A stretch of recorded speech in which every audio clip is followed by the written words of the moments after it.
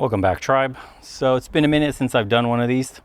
Just showing you guys kind of where I'm staying, where I've been staying on the Adriatic coast. Hope you like the view. And I want to get into a topic today, what we're discussing in the private community, if you're a part of it. If not, I'll post it up here on YouTube. But it's the power of saying no. So I'll just show you some B-roll while I just sit here and talk, enjoy a little coffee. Weather's nice today, of course. Not always though in Europe, but considering, felt like it was appropriate to finally start doing some of these. I have like the best location, so the power of saying no, and that is how setting boundaries makes you more attractive. So the most accommodating guy in the room is usually the least respected. We all know this. We've seen it in reality. And if you haven't already, I personally have watched this kind of thing happen constantly. So a guy who's never pushing back, right? He's never in a conflict. He's never disagreeing with anything a woman might be saying, right? He thinks he's being a good partner, easy to be around, low maintenance. What he doesn't realize is that every time you kind of fold in these situations, something in your woman dies. So it's like a specific case on guys that don't know how to say no to their women, because it's much more common than you would actually realize. Actually, it's probably the Achilles heel for every good relationship a man has ever been in. It's not telling her no. And like I was saying, what you don't realize, and what these guys also don't realize, that every time you fold in situations like this, something in her dies a little. All right, some flicker of respect or a trace, whatever trace of attraction there was, it's all gone by then. So she doesn't even know why this is happening, actually. She just knows that she's less interested than she was 6 months ago. Probably less excited when you're texting her, right? Less attracted when you're touching her. And then you'll be the guy that's sitting there confused because you feel like you're doing everything right. You were nice, right? You're available, you were agreeable, all the things that you thought she wanted or you were told that women want. And that's exactly the problem for a lot of guys. There's this idea floating around that women want someone who makes their life easier. And on some level, sure, of course. And nobody wants, right, unnecessary drama. But there's a difference between a man who doesn't create problems and a man who doesn't have a spine, you guys. Women can feel the difference even when they can't fully articulate it. A guy who says yes to everything is a guy who stands for nothing. If you'll rearrange your entire schedule the moment she suggests plans, what does that say about your schedule? If you never disagree with her opinions, do you even have opinions? If every boundary she pushes just gives way, what happens when something actually matters? This is what you have to ask yourself. She's testing this stuff constantly. It's not conscious, usually. But every relationship has these small moments where she floats something unreasonable just to see what happens. Cancel your plans with the boys, skip your workout, agree that her coworker was totally right, even though you think she's being insane. These aren't really about the thing she's asking for. They're about finding out who you are. It's ironic, and I know no one's head ever went in that direction, but it's kind of like read between the lines. And when you fold every time, she learns. She learns that you'll prioritize her comfort over your own integrity. It sounds romantic until you realize what it actually means. And it means you can be manipulated. It means you're weak. It means that when shit gets hard, when life actually tests you both, you're going to crumble. That's not attractive. That's actually terrifying for a woman. So I knew this guy who wouldn't go to the gym if his girlfriend was in a bad mood. He didn't want to abandon her when she was upset. And that's noble, right? Except that she was upset constantly and he stopped training. So he got soft. He lost the discipline that made him interesting in the first place. So then she left his ass 8 months later for a guy, and I shit you not, she met at the gym. He thought he was being a good boyfriend. He was actually just slowly erasing himself. The thing about this chronic people pleasing is that it just doesn't work, dude. You bend yourself into whatever shape you think they want, and they lose respect for you anyway, because they can feel the performance. They know you're not being real or authentic. And if you're not being real with them, how can they trust anything you say? So she asks what you want for dinner, and then your answer will be something like, whatever you want. Or she asks where you want to go on vacation, and all you say is wherever you want to go. Or she'll ask you about, her friend's situation, and you'll say, yeah, I think you're right. You're not being easygoing, dude. This is just empty. There's no person there. Just a mirror reflecting her preferences back at her. Women don't want fucking mirrors, they want men. A man has things that matter to him, things he won't sacrifice. Tuesday nights he trains, Sunday mornings he works on his project. His opinion about the friend situation is actually different from hers, and he says no. Not to start a fight, just because that's what he thinks, and he's not going to pretend otherwise. This creates friction, and friction is good. Friction is interesting. Friction means there's something real to push against. Two actual people with actual perspectives negotiating a shared life.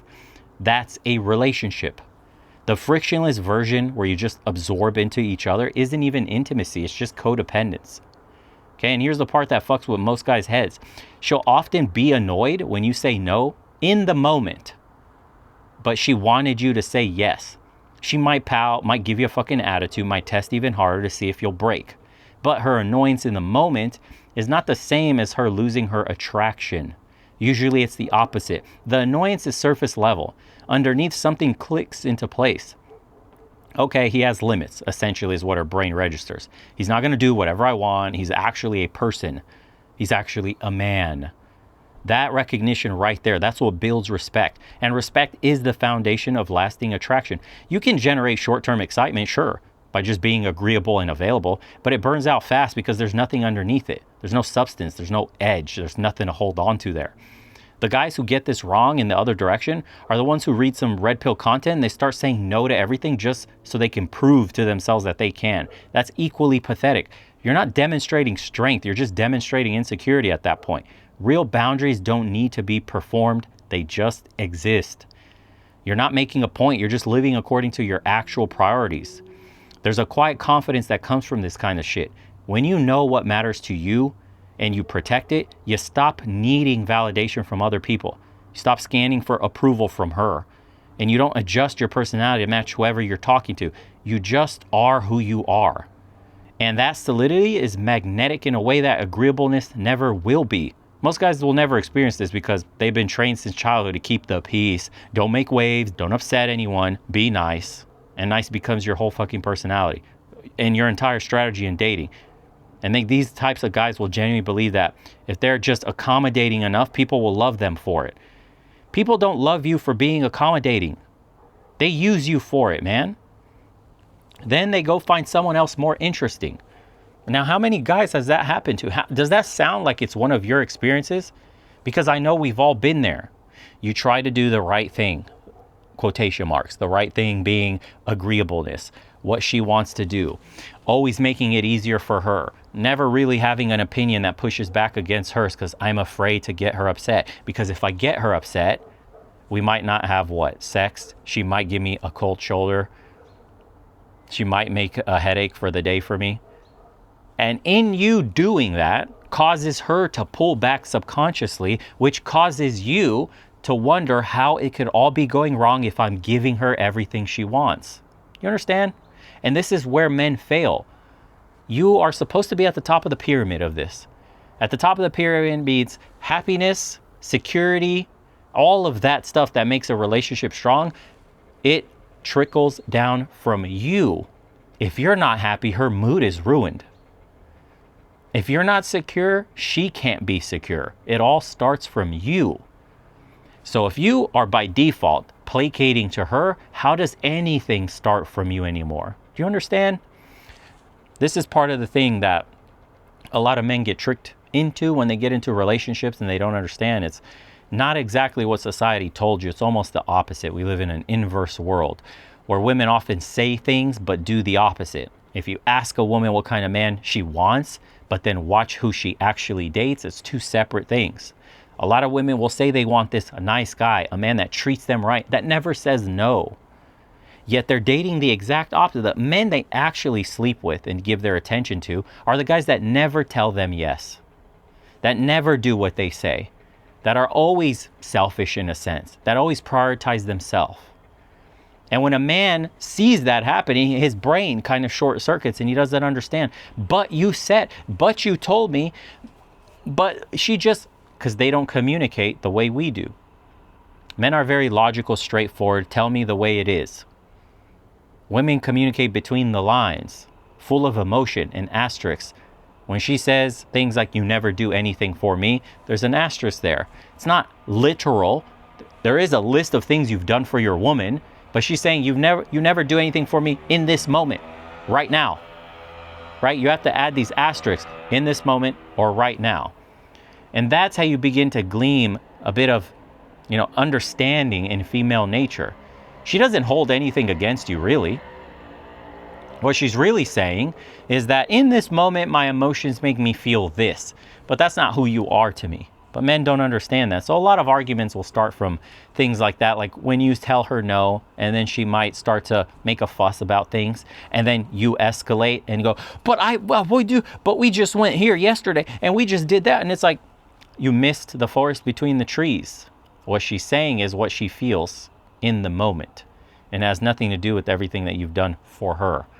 And the problem is, when you're a yes man like this and you never stand your ground, one of the most destructive things in a relationship happens to you. You lose your identity. Once you've lost your identity, you lose the respect. And once the respect is gone, so does love go. And it's pure apathy from that point. Apathy. Your woman will never respect you, love you, care for you, whatever happens. And you end up getting abused. Despite being nicer, despite placating to her more, despite folding on all your boundaries more and more, there will never be enough, because you've already lost your woman. She's just in the relationship in general, because it's convenient, until she swings to another branch, which is what we all know. How quick do women get over relationships? A lot of men lead these kinds of relationships, and they think they're being good little boys by putting women first. It's a mistake. You need to find a woman, and not just find a woman, but you need to forget the woman for a second, within yourself, to value yourself more as a man, to value what you actually bring to the table. Stop your little brain from short-circuiting your big brain. Okay, just because you're getting sex and she spreads her legs doesn't mean you can forego your masculine duties in the relationship, which is leading, protection, provisioning, which is making the decisions, despite the hooting and hollering that she's going to do, despite all the yelling, and she's going to tell you she wants it this way and it's not fair and all that. She will love you more for being that stable voice, being hard on your boundaries, rock hard, pause, but maybe not pause. The immovable object. You understand?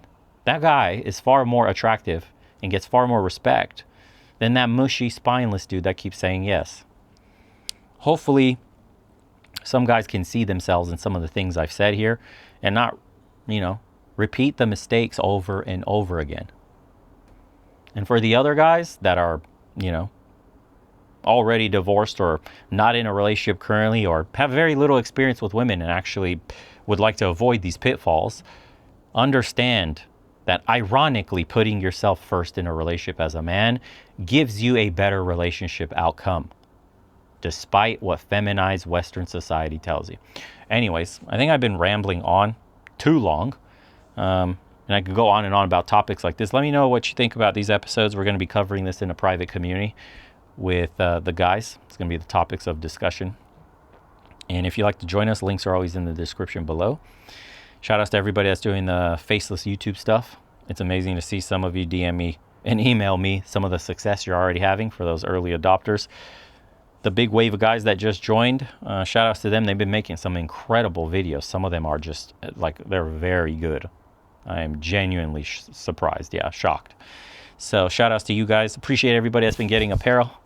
Yeah, make masculinity great again. All the shirts, all the hats, all that stuff. It helps the channel directly. And there you go. Life in the quiet Adriatic. It's pretty chill. Nothing ever happens here. We got the mountains in the back. Here you go. The hills were covered in snow earlier. It is obviously winter in Europe. For me, this is warm. For other people, they think you're an insane person to be out in a t-shirt. But whatever. We were born for this. Bred for this. So, hope you guys enjoyed some of the B-roll and the topics. We'll be doing plenty more as time allows. Take care, everybody. We'll see you on the next one.